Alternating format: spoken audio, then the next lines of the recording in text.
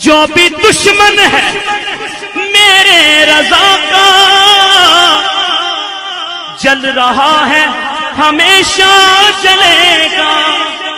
تو سب مل کے کہیے مسلک اعلی حضرت کا نعرہ, ہاں مسلک اعلی حضرت کا نعرہ لگ رہا ہے ہمیشہ لگے گا. بسم اللہ الرحمن الرحیم نحمدہ ونصلی علی رسولہ الکریم اما بعد فاعوذ باللہ من الشیطان الرجیم بسم اللہ الرحمن الرحیم. حضرات محترم، رمضان المبارک میں جتنی بھی عبادت کی جائے کم ہے کہ اس مہینہ میں ہر نفل عبادت کا ثواب فرض کے برابر کر دیا جاتا ہے اور ایک فرض کا ثواب 70 گنا کر دیا جاتا ہے. قرآن کریم کی تلاوت کثرت سے کی جائے کہ نزول قرآن یا قرآن کی سالگرہ کا مہینہ ہے. جس طریقے سے ہم لوگ اپنا سالگرہ مناتے ہیں یا یوم پیدائش مناتے ہیں، برتھ ڈے مناتے ہیں، اسی طریقے سے رمضان المبارک کے مہینے میں قرآن کریم کی سالگرہ کا مہینہ ہے، یعنی اسی مہینے میں قرآن شریف نازل ہوا ہے.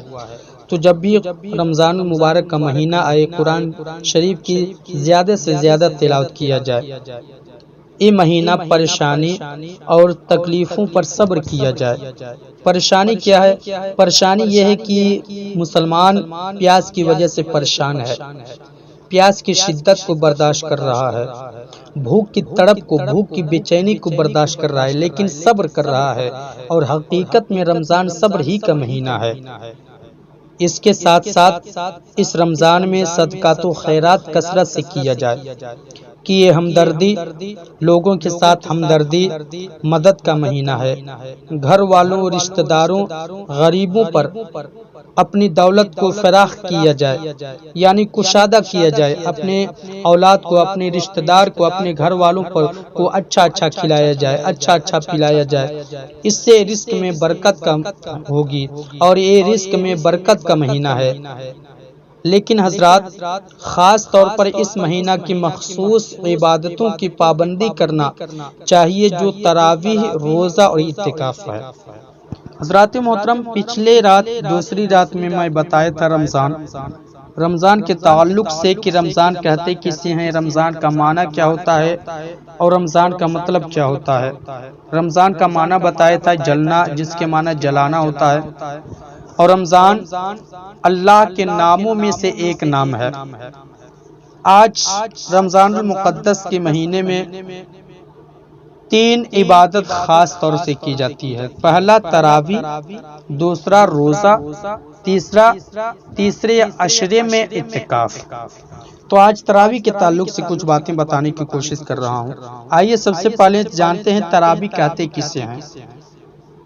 آخر تراویح کا مطلب کیا ہوتا ہے؟ تراویح کا کیا ہوتا ہے؟ تراویح کا معنی کیا ہوتا ہے؟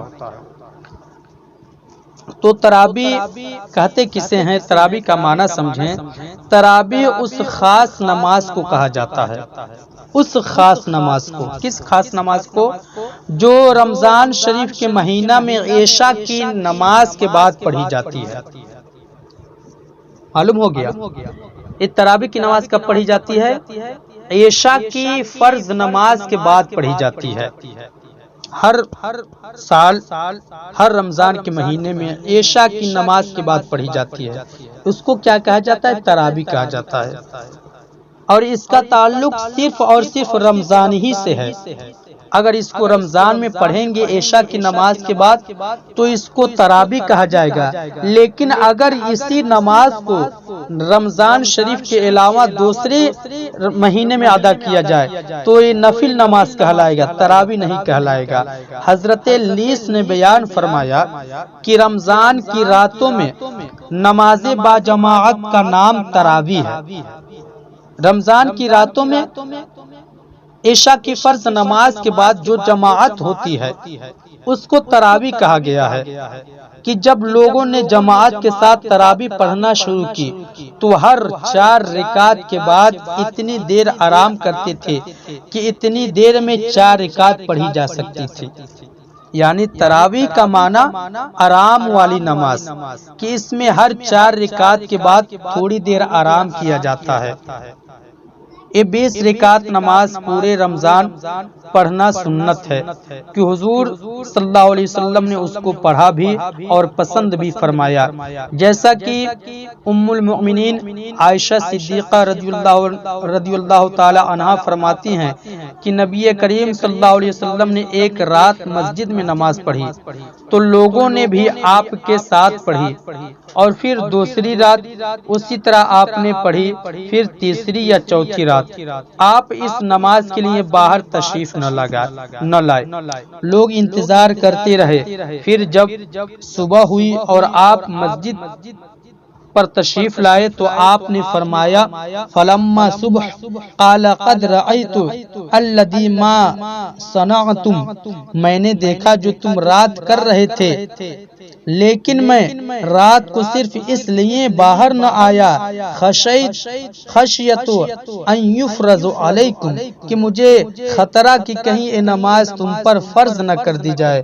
سبحان اللہ، اللہ کی رحمت، حضور کی رحمت دیکھیے کہ حضور صلی اللہ تعالی وسلم جس نماز کو پسند فرما لیں، ان پر ڈر تھا کہ اگر میرے صحابہ میرے ساتھ لگاتار یہی نماز پڑھتے رہے تو کہیں ایسا نہ ہو کہ اللہ تعالیٰ میری اس ادا کو پسند فرما لے اور اس نماز کو میری امت پر فرض کر دے۔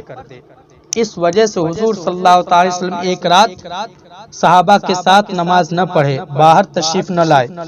یہ واقعہ رمضان المبارک کا ہے، جس سے واضح ہوا کہ آپ نے یہ نماز ادا فرمائی، لوگوں نے اس کو پسند بھی کیا، اور خود حضور علیہ السلام کو اس قدر پسند تھی کہ آپ کو یہ خیال ہونے لگا کہ کہیں ایسا نہ ہو کہ اللہ تعالیٰ اس نماز کو میری امت پر فرض نہ کر دے، کیونکہ شریعت نام ہی ہے حضور علیہ السلام کے اداؤں کا، اور آپ کی پسند کا شریعت کا حصہ بن جاتی ہے، کیونکہ ہمارے آقا صلی اللہ علیہ وسلم نے ہماری آسانی کا خیال فرمایا کہ اگر اب کوئی تراویح کو کسی دن کسی مجبوری کی وجہ سے چھوڑ دے تو قضا نہ کرنا پڑے گی، اور نہ ہی اتنا گناہ ہوگا جتنا کسی فرض کو چھوڑنے کا ہوتا ہے۔ تاہم حضور علیہ السلام سے محبت کا تقاضا یہ ہے کہ ہر مسلمان آپ کی اس پسندیدہ چیز یعنی تراویح کی نماز کی پابندی کرے، فرض ہی کی طرح پابند کرے۔ بہرحال تراویح کی ابتدا خود نبی کریم علیہ السلام نے کی، اور اس کو جماعت سے ادا کر کے اس کے پڑھنے کا طریقہ بھی سکھا دیا، اور اس کو پسندیدگی کو بھی ظاہر کر دیا۔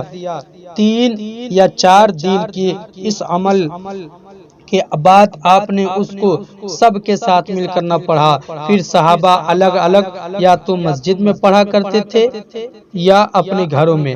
یہ طریقہ خلیفہ اول حضرت ابوبکر صدیق رضی اللہ تعالیٰ عنہ کے زمانے میں بھی جاری رہا، اور پھر خلیفہ ثانی دوسرے خلیفہ حضرت عمر فاروق اعظم رضی اللہ تعالیٰ عنہ کی خلافت کی ابتدائی زمانے میں بھی ایسا ہوتا رہا، لیکن چونکہ حضرت عمر فاروق اعظم رضی اللہ تعالیٰ عنہ نے اپنے زمانہ میں شریعت کے تمام احکام میں ایک نظم پیدا کیا اور ہر چیز پر حضور علیہ السلام کی منشا کے مطابق آپ عمل کرانے کی کوشش کرتے تھے، لہٰذا جب رمضان کی ایک رات آپ مسجد تشریف لائے اور آپ نے لوگوں کو تراویح کی نماز علیحدہ تراویح ادا کرتے دیکھا تو آپ کو خیال ہوا کہ لو جمعت ہؤلاء علی قاری واحد لکان مثل ثم عزم فجمعهم علی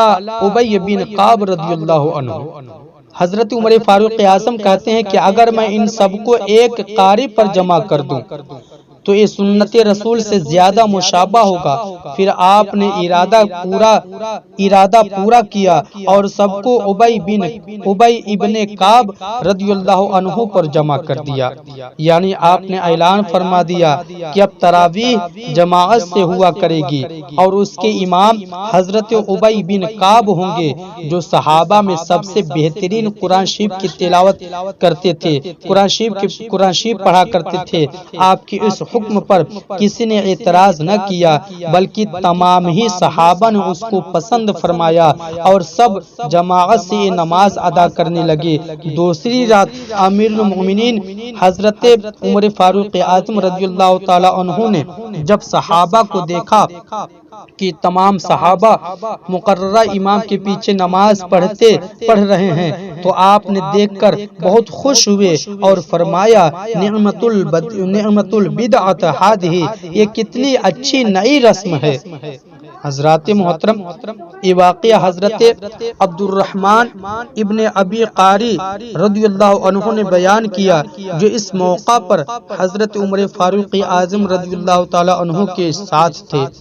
حضرت عمر رضی اللہ تعالی عنہ نے اپنے اس نظم کو خود اچھی بدعت جاری کرنے اور اس کو تمام صحابہ نے پسند فرمایا، اس پر عمل کیا، کیونکہ نبی کریم علیہ السلام نے دین میں اچھی بدعت جاری کرنے کی اجازت دی ہے۔ پھر یہ بدعت تو خلیفہ وقت نے جاری کی، جس پر عمل کرنا در حقیقت نبی کریم علیہ السلام ہی کی سنت پر عمل کرنا ہے، کیونکہ آپ نے خود ارشاد فرمایا ہے، اصحابی النجوم بیئہم اقتدیتم اہتدیتم، میرے صحابہ ستاروں کی طرح ہیں، تو تم جس کی پیروی کرو گے ہدایت پاؤ گے۔ علیکم بسنتی وسنت الخلفاء الراشدین المہدیین، تم عمل کرو میری سنت اور میرے خلفائے راشدین کی سنت پر جو ہدایت یافتہ ہیں۔ پھر ارشاد ہوا، اقتدا و بعدی ابا بکر و عمر، میرے بعد ابو بکر اور عمر کی پیروی کرو۔ انہی ارشادات کے بنا پر آج تک تراویح پر عمل ہو رہا ہے۔ تمام صحابہ نے اس کو پڑھا اور ہر دور میں امت نے اس پر عمل کیا، اور نبی کریم صلی اللہ علیہ وسلم کا ارشاد ہے، میری امت گمراہی کے کام پر ہرگز متفق نہ ہوگی۔ صرف تراویح ہی نہیں بلکہ وہ تمام کام جن پر حضور علیہ السلام کے بعد تمام خلفائے راشدین، تمام صحابہ اور امت نے اتفاق کیا، دین کا ایک اہم حصہ بن گیا ہے، جن پر عمل کرنا مسلمانوں کے لیے باعث و اجر و ثواب ہے، جیسے نماز جنازہ کی 4 تکبیریں، جمعہ کی پہلی اذان، قرآن کریم کی پاروں، سورتوں اور رکوع میں تقسیم، نیز الفاظ قرآن پر اعراب، زبر زیر پیش وغیرہ لگانا، یہ سب کیا ہے؟ اچھی بدعت ہے۔ اچھی بدعت، یہ تمام چیزیں حضور علیہ السلام کے زمانہ میں نہیں تھی، لیکن یہ بعد میں ہوئی، یہ اچھی بدعت ہیں۔ اس وجہ سے تمام صحابہ، تمام خلفائے راشدین اور خلفائے راشدین کے بعد تمام مجتہدین اور تمام اجماع امت کا اتفاق ہے، تمام مسلمان اس پر عمل کر رہے ہیں۔ بہرحال تراویح نبی کریم علیہ السلام کی سنت ہے، اور اگر اس کا ثبوت حضور علیہ السلام سے نہ بھی ہوتا تب بھی حضرت عمر رضی اللہ عنہ کا اس کو قائم کرنا ہی اس کے سنت ہونے کے لیے کافی ہوتا۔ حضرت ابو ہریرہ رضی اللہ تعالی عنہ فرماتے ہیں کہ حضور علیہ السلام لوگوں کو رمضان کی راتوں میں کھڑے ہونے نماز پڑھنے کی ترغیب دیتے تھے، سختی سے حکم نہ فرماتے تھے، بلکہ آپ فرمایا کرتے تھے کہ جو ایمان اور خلوص کے ساتھ رمضان میں کھڑا ہوا، نماز پڑھی، اس کے پچھلے گناہ معاف کر دیے گئے۔ ابن شہاب نے کہا، حضور علیہ السلام کی دنیا سے تشریف لے جانے تک لوگ اسی طرح بغیر جماعت نماز تراویح پڑھتے رہے۔ پھر حضرت ابو بکر رضی اللہ تعالی عنہ کے زمانہ خلافت اور حضرت عمر فاروق اعظم رضی اللہ تعالی عنہ نے جماعت کا طریقہ مقرر فرمایا۔ فرما دیا۔ غرضے کی رمضان کے پورے مہینہ نماز تراویح کا پابندی کے ساتھ ادا کرنا مرد و عورت کے لیے سب کے لیے سنت موقدہ ہے۔ اس بات سے دو باتوں کا ظاہر ہوا، پہلی بات یہ کہ جس طریقے سے تراویح مرد کے لیے سنت موقدہ ہے، اسی طریقے سے بلا اتفاق عورت کے لیے بھی سنت موقدہ ہے۔ جس طریقے سے مرد پر تراویح سنت موقدہ، تراویح پڑھنا سنت موقدہ ہے، اسی طریقے سے عورت پر بھی تراویح پڑھنا سنت موقدہ ہے۔ لیکن اب عورت اور مرد کی نماز میں فرق ہے۔ فرق کیا ہے کہ مرد جو تراویح کی نماز پڑھ رہے ہیں وہ جماعت کے ساتھ پڑھ رہے ہیں۔ چونکہ عورت پر جماعت فرض نہیں ہے تو عورت اب کیا کرے گی؟ عورت مسجد میں آ نہیں سکتی کہ جماعت کے ساتھ نماز پڑھے، یا اپنے گھر پہ جماعت کر بھی نہیں سکتی، اس لیے کہ عورتوں کا جماعت کرنا مکروہ ہے۔ عورتوں کا اپنی جماعت کرنا مکروہ ہے، تو عورت علیحدہ یعنی اکیلی نماز پڑھے گی، اکیلی تراویح کی نماز پڑھے گی۔ ایسی عورت پر نماز جمعہ، عید الفطر اور عید الاضحیٰ کا واجب نہیں ہے، یعنی عورت نہ مسجد میں جائے گی، نہ عیدگاہ میں جائے گی، نہ جمعہ کے لیے جا سکتی ہے، نہ عیدگاہ میں جائے گی، نہ عید الفطر کے لیے جائے گی، نہ عید الاضحیٰ کے لیے جائے گی۔ اس پر کیا ہے؟ صرف وہ سنت پڑھ سکتی ہے، لیکن تراویح کی نماز وہ اکیلی اپنے گھر ہی پہ پڑھے گی۔ بہتر یہ ہے کہ پورے رمضان تراویح ایک مسجد میں ایک امام کے پیچھے پڑھیں اور ان میں کم از کم ایک قرآن کریم پڑھا اور سنائے جائے۔ ایک حافظ کو پورا قرآن کریم سنانا چاہیے، چاہے وہ 20 رکعت میں ایک پارہ روز پڑھے یا 2۔ مقتدیوں کی آسانی کا خیال رکھا جائے۔ اگر حافظ موجود نہ ہو تو امام کو جتنا قرآن شریف یاد ہے وہی تراویح میں پڑھے۔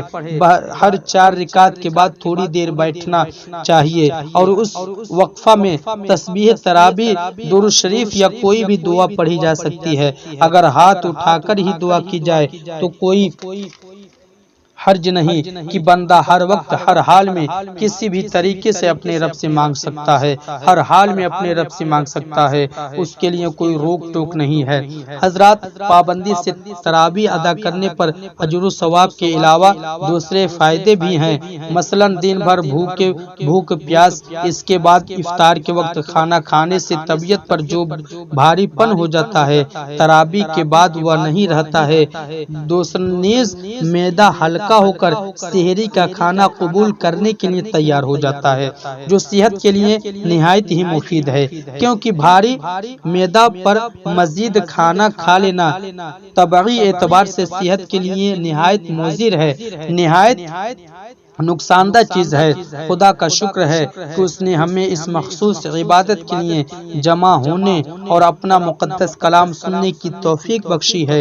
ہمیں یقین ہے کہ رمضان کی برکت سے اس سنت کی ادائیگی کے بعد ہم سب جمع ہو کر جو دعا مانگتے ہیں یا جو بھی دعا کریں گے، اللہ رب العزت ہماری دعاؤں کو قبول فرمائے گا، اور رمضان کے مقدس مہینے میں تراویح کے وقت، افطار کے وقت اور سحر کے وقت تمام مسلمان، ہر مسلمان کے لیے، تمام مسلمان بھائیوں کے لیے خصوصیت کے ساتھ دعا مانگیں، اور خصوصیت کے ساتھ حضرت اپنے ہندوستان کے جو حالات چل رہے ہیں اس حالات سے کوئی بھی مسلمان ناواقف نہیں ہوگا۔ ہر مسلمان اس بات کو جانتا ہوگا کہ حضرت مولانا مفتی سلمان اظہری صاحب جو گستاخی رسول کو جو مباہلے کا چیلنج دیے ہیں، آگ میں چلنے کا، آگ میں کودنے کا، جس کی تاریخ بھی فکس ہو گئی ہے 30 اپریل 17 رمضان المبارک، جو مباہلے کا چیلنج ہے جس میں وہ گستاخی رسول بھی آگ میں کودے گا اور مفتی سلمان اظہری صاحب بھی آگ میں جائیں گے۔ تو آپ تمام مسلمان ان کے لیے خصوصیت کے ساتھ دعا مانگیں کہ ان کو کامیاب دے، اللہ کامیابی دے۔ یہ ان کی کامیابی نہیں ہے بلکہ ہم تمام مسلمانوں کے لیے کامیابی ہے اور تمام اسلام کے لیے کامیابی ہے۔ اللہ تعالی ہم تمام مسلمانوں کو حق سننے، حق پر عمل کرنے کی توفیق عطا فرمائے۔ استغفر اللہ ربی من کل ذنب واتوب الیہ وما علینا الا البلاغ۔ السلام علیکم ورحمۃ اللہ تعالی وبرکاتہ۔ جو بھی دشمن ہے میرے رضا کا جل رہا ہے ہمیشہ جلے گا۔ تو سب مل کے کہیے مسلک اعلیٰ حضرت کا نعرہ، ہاں مسلک اعلیٰ